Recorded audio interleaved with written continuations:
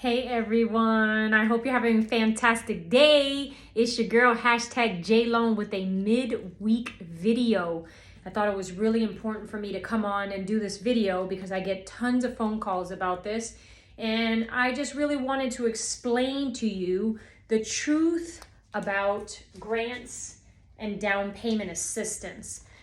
Because what people perceive and then what I tell them on the phone, they normally are just not aware. So the first thing I want to talk about is that there's two types of grants. There's one that's a true grant, meaning that's free money, right? And then there's one that normally is a 3 or 5 year forgivable lien, which means you don't make payments on it, but if you happen to refinance or sell the property within the certain time frame, you would be responsible for paying that grant or down payment assistance back.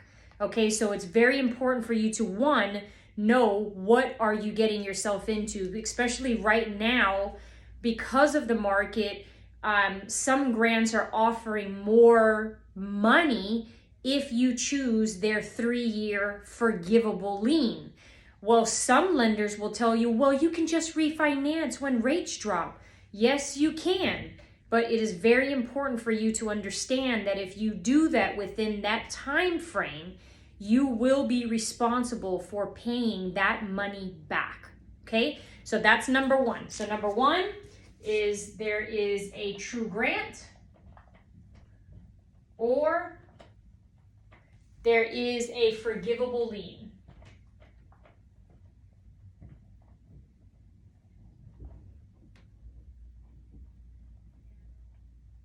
Okay, so that's super important. Okay, so number two, all of the money that the grant provides to you is not given up front.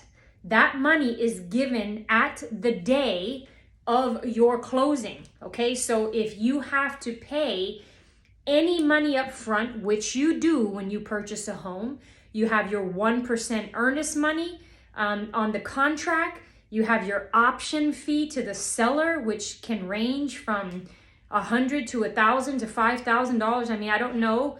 And then you have your inspection fee, as I would never recommend that you purchase a property, even if it's a new build, without an inspection. And that could range from $350 to $500 depending on the type of home, size of home, things of that sort. So all of that money you need to have up front because the grant is not going to give you money up front. So that's number two. So two is grant is given at closing. And that's not up front, okay?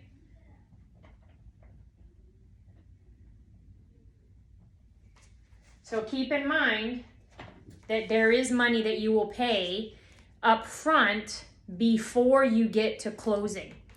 And then number three, grants do not cover everything in your home purchase. Now, the more and more we get to being a buyer's market, or if we're ever in a buyer's market, then you can get blessed in the fact that the seller can pay your closing cost up to a certain percentage. So conventional loan, they can give you 3% towards your closing costs. FHA loans, they can give you 6%. And then VA is 4%. So they can give you money to pay for your closing costs, but that down payment portion, that is up to you. So, or the grant or a gift, right? So your down payment can range between 3 to 3.5 to 5%, depending on first home, second home, depending on where it is. But that money must come from your pocket, the grant or a gift, okay? So keep in mind that it will not pay for everything. So now let's talk about that. I'm going to give you a scenario that if no one were to help you, this is what it will be, and then we're going to start deducting out money from there. Okay? So number 3 is the grant does not pay for everything. Okay? So now we're going to do a scenario. And of course, I like to use easy numbers, and so we're going to use easy numbers.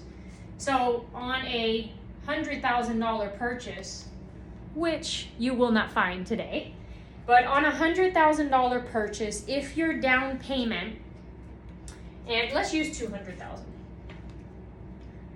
Okay? So on a $200,000 purchase, we're just going to use that you have to put a 3.5% down payment.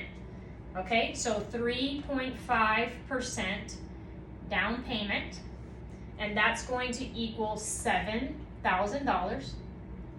And then just estimating, your closing costs are typically going to be another 3%, okay, of your purchase price. So 3% in closing costs, all right? And that's another $6,000. So this is just estimating that you will need, if no one were to help you, no grant, no gifts, no anything. If you wanted to buy a home with your own money, on a $200,000 home, this is the $13,000 is your estimated total out of pocket. Okay? And remember, this does include your down payment and it does include your closing costs.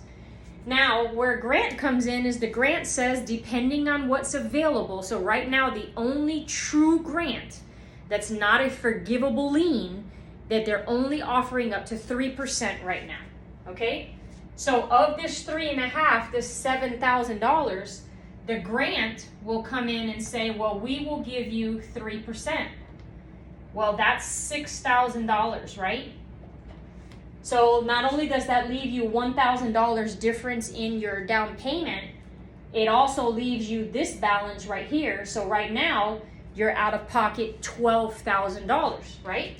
So your grant is 3% plus $6,000 in closing costs. So that's going to leave you $7,000 out of pocket. And that's, again, if no one else helps you, okay? Now, where the seller can come in is the seller can pay up to 6% of your closing costs only. The seller nor the realtor can make your down payment for you. That money must come out of your pocket, okay? So that $1,000 from that down payment, this must come from you.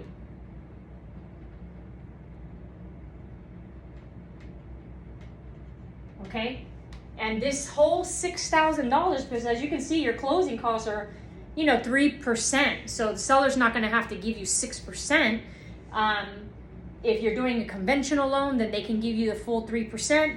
If you're doing FHA, VA, they can basically cover all of your closing costs, okay? So the reality is, to purchase this home out of pocket, you'll only need $1,000 if the seller is paying for your closing costs. But remember what I discussed up here in number 2, the grant is given at closing. It's not given up front. So your responsibility is that you're going to have a 1% earnest money deposit on the contract, and 1% of $200,000 is $2,000, right? Then you're going to pay for an inspection, and we said that was $350 to $450. And then you have an option fee, and this option fee, it gives you the time, typically a certain amount of days, to do your home inspections, so that if you're buying a home that has any type of issues that you do not want to take on being your first home, okay? So that option money can range, and last year in 2021 and early 20, I'm sorry, I hate to say last year, but because we're in 2023, but in 2021 to early or mid 2022, these option fees were ridiculous. I've seen $5,000, $10,000. So we're in a different market right now. So we'll just say it's back to normal. And this can range from $100 to $500, okay? But keep in mind, these two things, if you are in a market where it was in 2021 and 2022, where everybody and their mamas were trying to buy one property, if you were just offering 1% with a small option fee, the likelihood that your offer was being accepted was very slim to none. So this could be the deciding factor, but neither here nor there. Just to discuss, your out of pocket before you get to closing is $2,350 plus another $100 to $500, right? So let's just say worst case scenario, you need $2,850 all up front. Then when you get to closing, if there is overage from money you have truly paid out of pocket, then you most times can get that reimbursed to you. But if there's overages from seller's concessions, just because, you will not get that back, okay?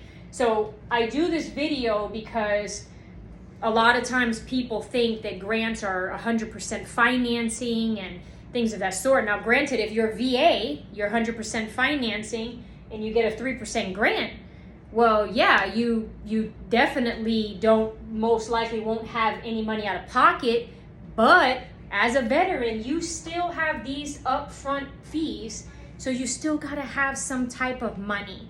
So I do this video, and I know it's a longer video because I want you truly to understand that grants, I love them. I think they're amazing. I deal with a whole bunch of first-time homebuyers. As a matter of fact, first-time homebuyers are the primary source of all of my business and referrals.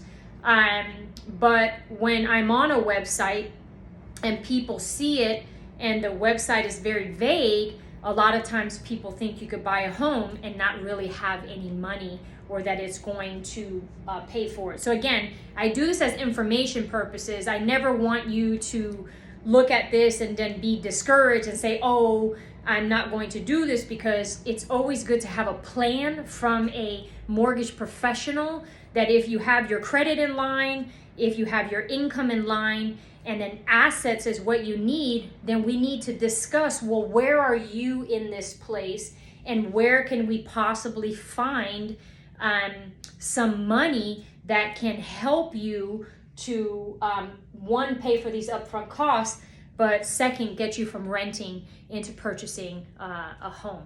So I hope that this really helps you as far as that is concerned. And then the other things with grants is there's three things. One, there's credit score requirements for every grant. And if you don't meet those credit score requirements and they go lower than what their scores are, then most grants will either, one, take away a percentage of the grant, which right now would be not good because they're only offering 3% true grant. If they took away 1%, now you're only getting 2%, which is still free money. So I'm not hating there, right?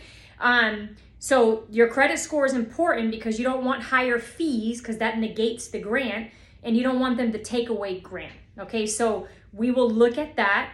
We also will look at your income. Every grant in the state of Texas is income capped. And it's not really low incomes, but it varies by county, which is why I cannot give you an actual like a price point, because it ranges by the actual county that you're living in. So if you have questions on that, and if you make $1 over it, guess what? You're not going to qualify for that grant. Some grants are household income, and some are only who is on the loan. Some grants won't include if you have a non-occupying co-borrower. So there are a lot of situations that come on that you should not try to do this on your own. So that's the number 2. And number 3 is your debt to income. Some grants cap you at certain debt to incomes. If not, they take away percentage of your grant. And so it's important for us to look at your debts, look at the homes that you qualify for, and try to meet that happy medium so that we can give you the best options for purchasing a home with little money out of pocket and full maximization, if that's a word, of the actual grants. So I hope that this video is helpful for you. And if not, just give me a call, as I'm happy to go over this with you on the phone. As always, 817-601-5456. Hope you're having a fantastic hump day and that you have a great rest of your week. Until next week or tomorrow, who knows? I might come up with something then. Have a great rest of your week. Bye-bye.